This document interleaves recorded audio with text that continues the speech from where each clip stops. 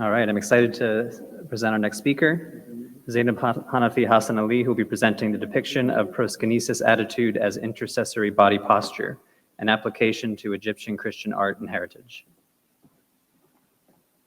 Good morning. It's really a pleasure being here. And in the beginning, I would like to thank the ERC and, of course, the American University in Cairo for giving me such an opportunity to be among you here and giving my presentation. On the same time, while I am here, I need to thank two persons, actually two professors. They have been a great support for me. And of course, for this research, I would like to thank Dr. Sarah Gatet, who's my professor in Alexandria University, and also Professor Carl Ineme. Maybe some of you know him as a professor of Christian art, for supporting me while working on this research paper. Actually, before I begin, I am really astonished how Christian, not only the Christian, but the Egyptian heritage is really connected. So personally, I believe the Egyptian culture hasn't changed. Sometimes we changed our language once, we changed a part of our culture, but again, the Egyptian mentality is the same. When I was hearing Dr. Mary in her last paper talking about how people venerate El Bayt and how they go to ask for the blessings, this is actually something we've been doing for thousands of years, starting from ancient Egypt, and as I will tell you now, of course, in Coptic Egypt and in Islamic Egypt. So let me start. My research paper is about the depiction of proskynesis attitude as an intercessory body posture, an application to Egyptian Christian art and heritage. Actually, humans use gestures, body movement, disposition of the body and body parts to convey certain conventional patterns, and they conveyed like impressions, emotions, and ideas.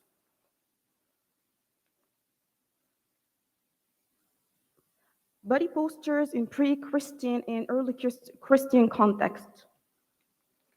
As a matter of fact, postures in the Greco-Roman arts could be a very good example because it's very rich when it comes to the movement and the expressions. So if we can see here, they were delivered in diversified manners, like moving the whole body disposition, and moving some individual body parts like the arms, face, hands, fingers, and so on. Gestures of Greco-Roman culture became widely conventionalized and also occupied a prominent state in pictorial art. When it comes to the experience in the very early Christianity, Tertullian, for example, in his treatise on prayer, states that the conventional conditions of Christian prayers, and he compared it to the contemporary Jewish and pagan ones. And he, of course, showed the superiority of Christian forms. We have another example of Origin, and he discussed the multiple postures of praying and under this different circumstance. So if the person is sick and cannot stand on his feet, what this person could do. Claiming figures represent a sort of worship through which the praying person expresses a complete veneration. And the word veneration is very important when we're talking about intercession. So venerating to the person or the deity being venerated or worshipped. When it comes to the Christianity and reference to the patristic tradition, worship body postures are classified into two main categories. We have the standing body posture and the kneeling body posture. The standing body posture, of course, is very famous when it comes to the Christian art and the Coptic art, and we have the other kneeling posture. But what is proskynesis, and how can we define it, and from where it started? The proskynesis is normally interpreted as falling down, prostrating oneself. It was a body act to express that a certain person is seeking intercession.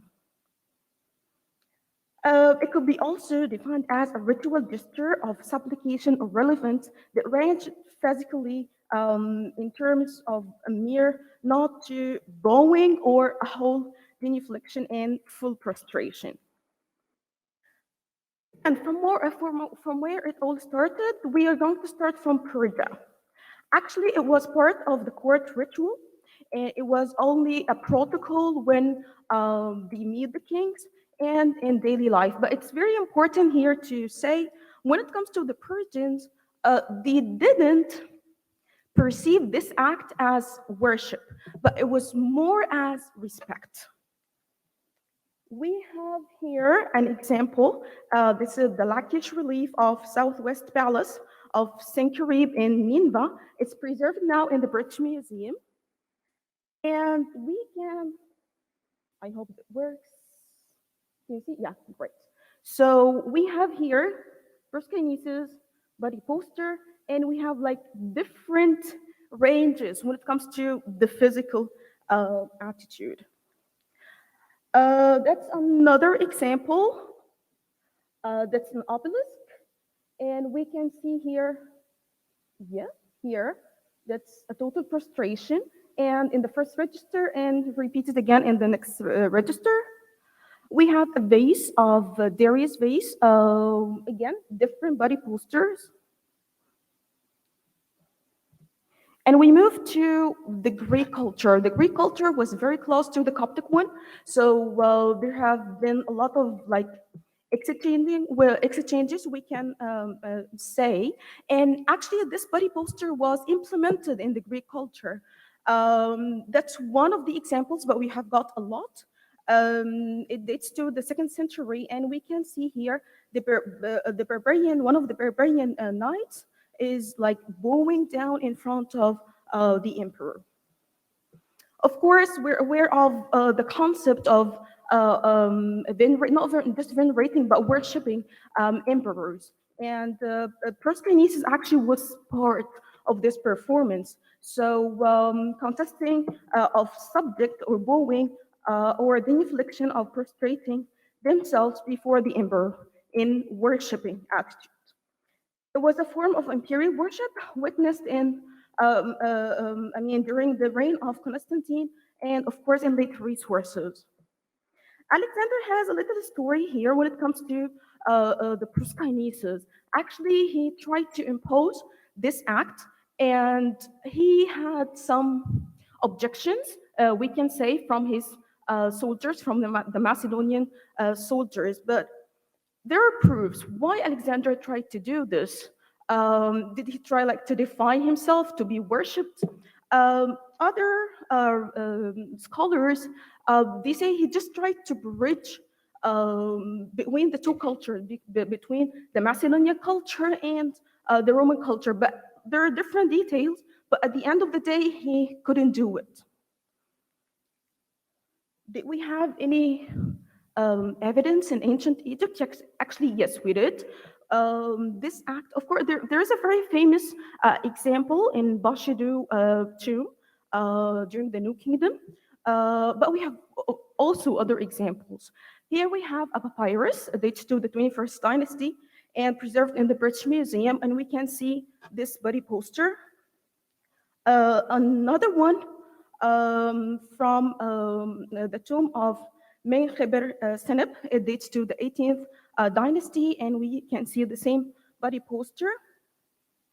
Here we have another example from the same tomb, and this is mid-20th Ostracan. We can see this body poster as well in daily life scenes in ancient Egypt. But again, back to the main question, what is the intercession? Actually, the intercession is a prayer. You're asking for something. And it could be defined as a prayer with, for, or on behalf of another person, group of people, or even the whole world, which undertaken by the individual or a group of people. I just need to be more quick. It was, of course, mentioned in the Old Testament We have examples in Genesis, in Exodus, and David, and of course in the New Testament. But it was a little bit different because Jesus was the guide and the sole instructor of the prayer. But we have examples of in the New Testament when the Christ himself prayed as an intercessor for others.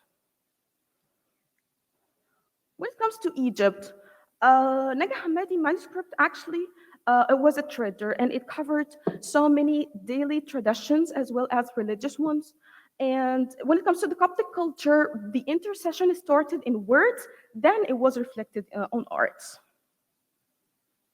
A very early Coptic manuscript from Nag Hammadi dated to the 4th century, and Greek fragments from Oxyrhynchus dates to the 3rd century, display a profound interest of the Coptic Christians in the name of God. This aspect is approached as a thin line, line that connects Coptic healing and popular Coptic magic. There were like main characters were performed as intercessors. They were like the Archangel Gabriel and also the evangelists. These manuscripts display women praying for some reason. So they are praying for healing their children, and others praying for their dying mothers. Such materials are of utmost importance because they reflect the life of the early Coptic ordinary people. Proskynesis as an intercessory body posture. It started very early. If we're talking about the larger scope in Christian art, we have an example here from the 9th century AD of Emperor Leo. And here he is in a proskynesis attitude next to Jesus Christ. Another example, that's icon of raising Lazarus. And we have two women performing the same attitude, asking the Christ to perform the miracle. We have examples. This example is preserved in Coptic Museum in Cairo. Dates to the 5th century, and it depicts the entry of Jesus Christ into Jerusalem, and we can see the kind of inclination before the Christ. This is one of the masterpieces of Coptic art preserved in Coptic Museum in Cairo here too. And this wall painting was discovered in Sahara, 6th century, and it represents Upper Jeremiah. And we have a normal person because he's in a proskynesis attitude. Of course, he's venerating the saint, and at the same time, since he is venerating the saint, so he's asking the saint to do him something. And he's unhallowed, so maybe he's just an ordinary ordinary person. That's another example. That's a hermit amulet, dates to the 6th century, preserved in the Metropolitan Museum. And probably this is the woman with the blood issue asking the Christ to heal her. This wall painting actually is partially demolished, but we still can't tell who is the saint and who is asking the saint to do him something or to make him something from the body postures, and of course from the scale. Scale tells a lot, of course, in art, and we can see and the position. So the saint, he is the one in the middle, and we have another person in he's slightly in like inclination posture, and he's maybe asking or venerating the saint. Another recently published or became accessible to everybody. This manuscript, it dates to the 13th century. We have the same body posture of the woman in front of Jesus Christ. Another one, these are the 12 apsals in front of the Christ from the same manuscript, 13th century. This is a wall painting discovered where it is in St. Anthony Monastery in Red Sea. This to the 13th century, and we have this woman, she's kissing the feet of the Christ. And actually this scene is repeated in Coptic art and also in Christian art. We can see people are kissing the feet of the Holy Virgin Mary, and this is actually very interesting because you can find examples inside and outside Egypt. That's Saint Macaris, the Egyptian, that's in Wadi Natrun.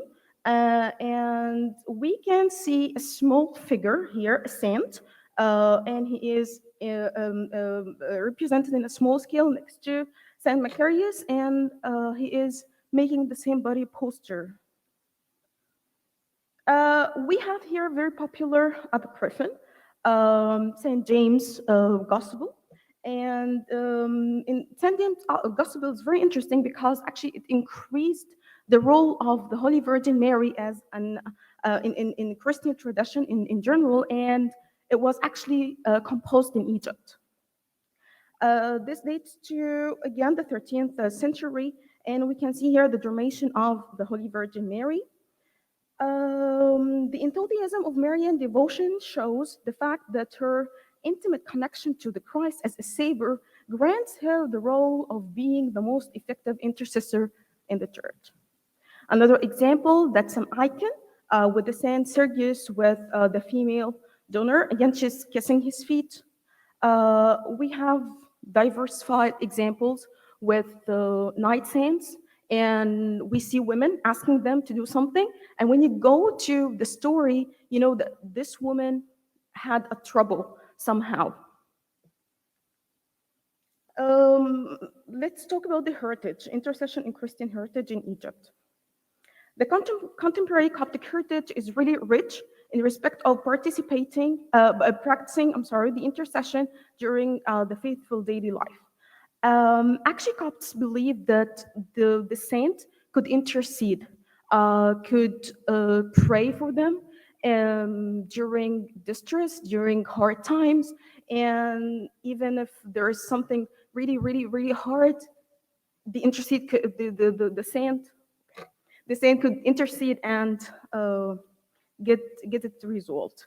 Each Copt has a personal intercessor whenever they face a life obstacle, a disaster, or feel oppressed, they call him to interfere.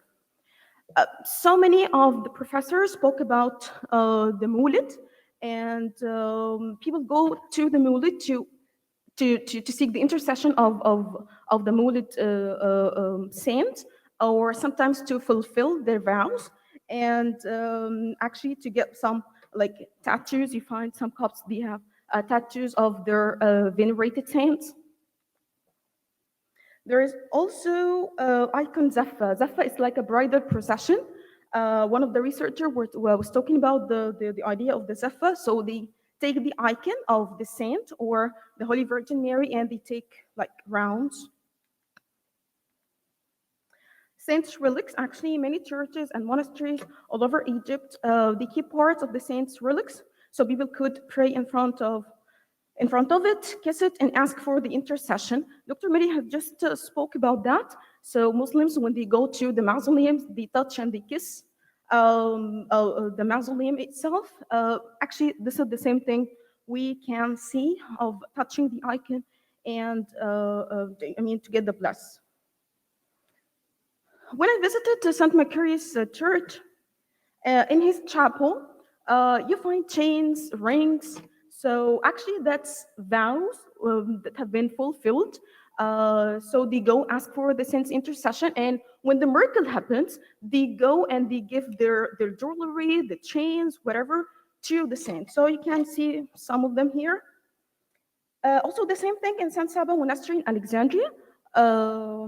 We have the same idea, but it's a little bit different. Because you find like small metal figures of women, body parts, arms, eyes. So if something went wrong with my eye, I could pray for certain saint, and when it heals, I buy this metal and I put it in front of the saint's icon. A few days ago, I was having a discussion with Dr. Renata Decker. She's a professor in Leiden University. And I was talking to her about the Proskynesis. Was it like part of Christian or Coptic literature or not? And she actually provided me with some example just to show you here too. That's a letter dates to the 6th century. And the beginning of this letter says, "Before everything, I embrace the feet of your fatherly saintliness. Actually, I can imagine nothing but someone in a proskynesis possession.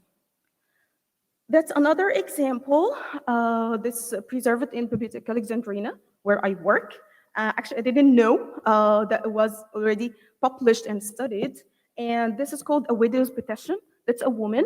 Her husband died, and I mean, it, again, dates back to the same period.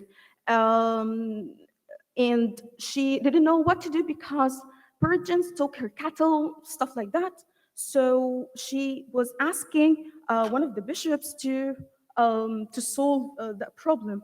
And in the beginning, she says, "First, I embrace the sweetness of their holy feet." And in another part here, she says, "You intercede for us before man and God." So, I mean, this act was maybe part of the daily life, and we can see it actually in daily life today in a very famous attitude. It's called the metania. So if you see two monks, they see each other, so they kind of like kiss the earth or they go down as a matter of paying respect to the other person. That's it. Thank you so much.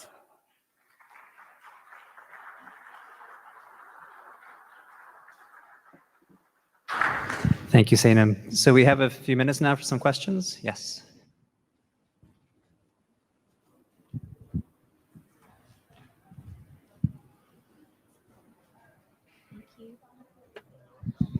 Thank you so much. That was a lovely presentation. Thank you.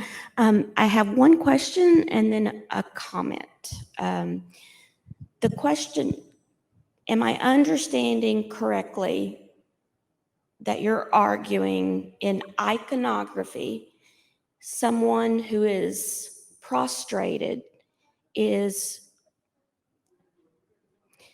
petitioning an intercessor or a saint, Yes. whereas another posture, hands up, would be reserved for God? Is that correct? Yes. Yes. Okay. Very, very, very close to this. Because at the end of the day, it's a prayer. So if God is not, I mean, I want to pray for God, so maybe I'll raise my hands as we do now. If this person is next to me, and if you see someone that you truly love or respect or pay so much respect to this person, you'll be like in a humble body posture in front of him. So we venerate saints. So what if after veneration? It's, of course, this is the intercession. As you were talking, it was actually very interesting for me because you were saying that people go kiss the mausoleum and they touch it. So why they're doing this? If they're in trouble, if a woman cannot conceive, what does she do? Many of the public women, they go to certain Muslim saints, sometimes, by the way, Coptic saints, and we see this in our daily life. People that we know, they go to Mawlid of the Holy Virgin Mary, and they ask her, "I cannot conceive, so please, like, intercede." They do not like use maybe the term intercede, but pray for me in front of God. So they do this. They do the I mean, this act with the saints. So this is how I see, or how can I read the image? Because I was just talking to one of the professors here, and we've been told all the time what we can see. I can see the sense. I can see someone in proskynesis attitude. Why? So what is beyond the image? This is what I care more about. So your comment is actually very true. Well, actually, I have a very quick comment, and Of course. you're probably already aware of this, and I'm sorry if I'm repeating something, but there's a medieval Sufi order that argues that humanity's basic nature to submit to God in prostration is present even in Adam's name. If you imagine the Aleph, and then the Dal, and then the Meme with the tail down, Yeah. it's standing, kneeling, prostrated. Yes. Isn't that nice? Did you know that? It is very nice. I think something personal that I am interested in Sufism. I like it, I read a lot about it, and I like the philosophical aspect of it. And in most of the cases, actually, I believe in it because I love the love way of worshiping God. So, yes, it could be. Thank you. Any other questions?